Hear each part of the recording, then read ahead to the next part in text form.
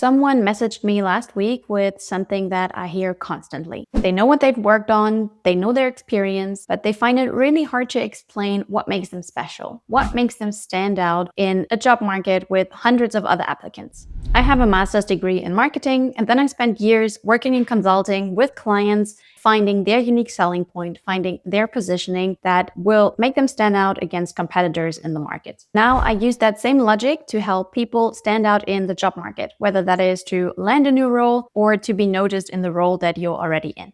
And it starts with 3 questions that you need to ask yourself. Now let's set this straight. No one else has lived your career. Not the recruiter, not AI, not me, only you. You're the only person who knows what you've worked on, what impact you've had, and all the quirky little details about the context, like what kind of people were involved or what was said behind the scenes. And in order to find out your unique positioning that you can use on LinkedIn and your CV, on your cover letter and interviews for recruiters to actually remember and hire you, you need to do some professional self-reflection first.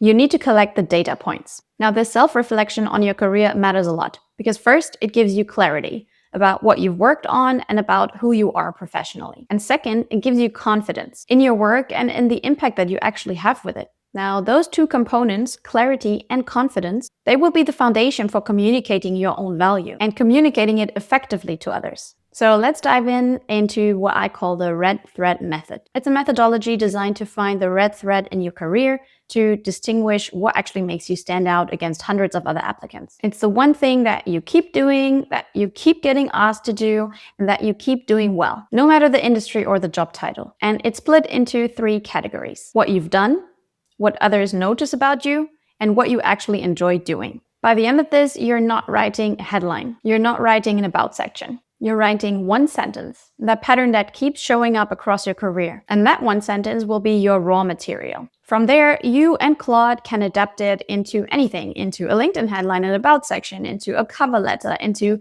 an answer to tell me about yourself. And I'm also going to guide you through how to use Claude to best do that at the end of the video. Now, let's get into the questions. Category 1 is what you're good at. So first of all, grab a notes app, or if you want to, a pen and paper, but just be aware that later on we will need those notes in a digital form. So you can grab either a notes app or maybe you just want to write it all down in a Word document. I'm going to ask you a question and you should be writing down whatever comes to mind, really. I mean, brain dump it.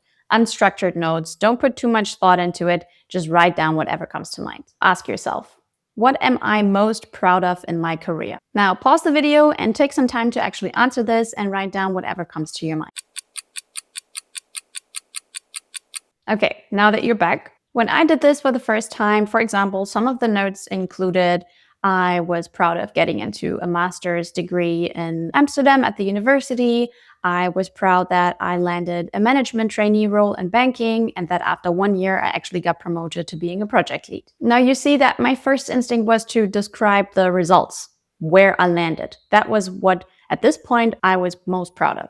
And maybe you had the same instinct. But the real follow-up question to this is, what did I actually specifically do to arrive at those results? Now go back to your notes and behind each of the points where you wrote down what you were most proud of in your career so far, write down what specifically led you to that moment. So to give you an example, in order to land that role in banking, I made sure that I wrote my master thesis about something that was related to banking, about something that would actually be relevant for the hiring managers and the recruiters. So I attached some of the results from my thesis to my application to stand out. This was one of the components leading to the fact or leading to that moment of landing that trainee program. Also, to land my first role in project management or as a project lead, I went to my boss and I had a list prepared with all of my strengths and I connected them to specific tasks that I had done that showed that I had these strengths. And then again showed how that would in the future in this project management or project lead position, how this would actually come into place. As I said, pause the video again and behind each of your proud career moments, write down what did you actually do to arrive at this. If your answer is still rather a result, you're not quite there yet. You need to keep digging a little bit deeper. And finally, we want to understand the behavior behind this, the thought process. So for example, why did I do this? Why did I personally, for example, attach some slides with my master thesis banking results to my application? And after thinking about it for a while, personally, I wrote down that I did this because I put myself in the shoes of the employer, of the hiring manager, and thought, what would be relevant to them? What problem do they have? What kind of insight would actually be useful for them? So inherently, the behavior behind it, I was being empathetic. I was putting myself in their shoes and seeing the world from their perspective. Now, once you've done that, once you've written down a couple of notes on the behavior of the why you were doing certain things the way you were doing it, hold on to those. We're not looking for what it means just yet, because we still want to go through the other categories and find out at the end what is the real red thread. Now let's move to the second category. How do others perceive you? Ask yourself, what type of problem do others keep bringing to me? So think about, for example, when a colleague or a manager comes to you with what kind of task or problem do they usually approach you with? Again, pause the video and brain dump anything that comes to mind here. For me, for example, it was often the same thing. People will come to me with a problem and wanting me to help them with structuring it, whether that was a presentation, an event, a speech, or anything like that. People rarely came to me with a spreadsheet problem, on the other hand, because there were other people who were better suited in solving spreadsheet and Excel kind of problems. Answering that question for yourself will give you another data point. Another useful question can be, what kind of positive feedback do you receive over and over again from peers, from colleagues, from your manager, from friends, family, and so on? For example, think of the last feedback talk with your boss and maybe go and revisit those notes. You can also write your friend a short message on WhatsApp and ask them for 3 things that they think you're good at. Again, all of these will be very valuable data points for finding the red thread, for finding your unique selling point and what makes you stand out against other people. Now let's move on to category 3. What is it that you actually enjoy doing? The question is, what part of your work do you look forward to versus what part of your work are you good at, but you would actually drop it if you could? Because let's be honest, you can be skilled at something and you can have other people telling you that you're skilled at it or that you're good at it, but it can still drain you. So then you don't want this to be part of your positioning. You don't want to make this your unique selling point because actually it's not what you enjoy doing.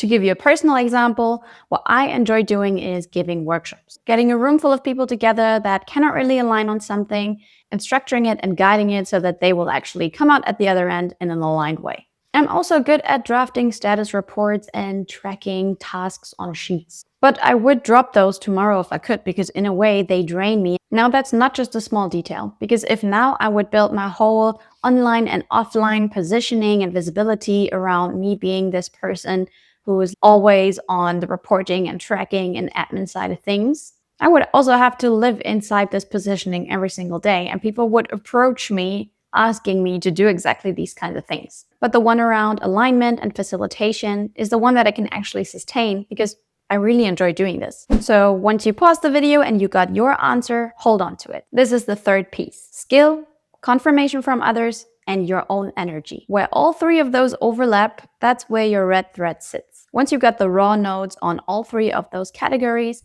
here's what you can do to turn them into an actual positioning statement. So first, you can go to Claude and you can upload your CV. Not as the one source of truth, but rather so that Claude can already check whether the red thread or the pattern that you've come up with in your notes also shows up through your CV already. Then you can go ahead and paste all of your raw, unstructured notes. The only structure maybe that you should include is the question that you asked yourself for each of those notes. Then you can go ahead and use the first prompt. I will tell you word for word what I usually use. I'm trying to find the one authentic pattern that runs through my career, my red thread.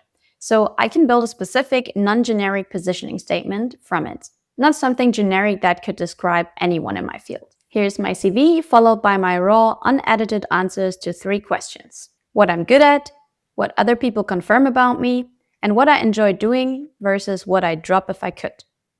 Your task. Don't summarize each answer separately. Find the one specific pattern that repeats across at least 2 of the 3 answers. State that pattern first in plain, everyday language, the way I'd explain it to a friend, not in professional terms. Now stop there. Do not give me a polished positioning statement yet. I want to check the plain language pattern actually sounds like me before we translate it any further.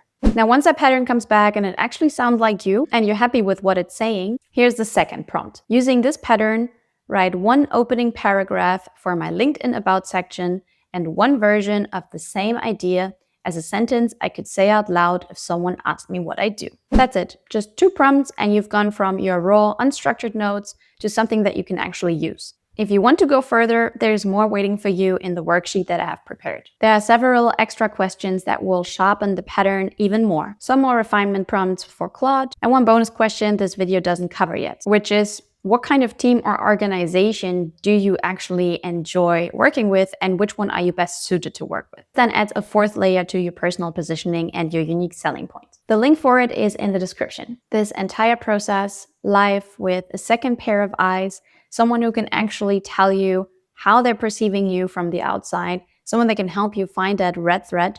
That is what I do with my clients one-on-one in my first coaching session. If you'd rather do this with me than alone on a piece of paper, the link to book a free discovery call with me is in the description below as well. We'll figure out if working together could be the right next step for you and if we're a good fit. Now, that's the red thread method. If this was helpful at all, leave a like, a comment, subscribe to my channel where I post regularly on topics like this. Now, thanks for watching and I'll see you in the next video.